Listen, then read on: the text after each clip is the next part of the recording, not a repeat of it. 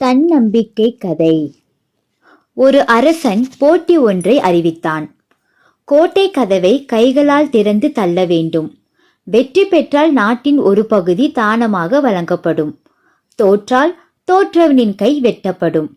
மக்கள் பலவாறாக யோசித்து பயந்து யாரும் போட்டியில் கலந்து கொள்ளவில்லை. ஒரே ஒரு இளைஞன் மட்டும் போட்டியில் கலந்து கொள்ள முன்வந்தான். போட்டியில் தோற்றுவிட்டால் கைகளை வெட்டி விடுவார்கள். உன்னுடைய எதிர்காலம் என்னவாகும் என்றார்கள். அவன் சொன்னான், ஐயா, வென்றால் நானும் ஒரு அரசன், தோற்றால் கைகள் தானே போகும், உயிர் இல்லையே என்று கூறிவிட்டு கோட்டை கதவை இளைஞன் தள்ளினான். என்ன அதிசயம்! கதவு சட்டென திறந்து கொண்டது.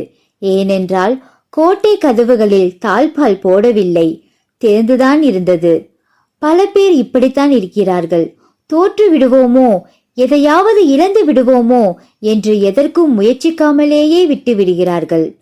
அனைவரும் அறிந்த முயல் ஆமை கதையில் முயலின் தோல்விக்கு முயலாமையே காரணம். இந்த வீடியோ உங்களுக்கு பிடிச்சிருக்கா? அப்போ நம்ம சேனலை மறக்காம ஷேர் பண்ணுங்க, லைக் பண்ணுங்க, சப்ஸ்கிரைப் பண்ணுங்க.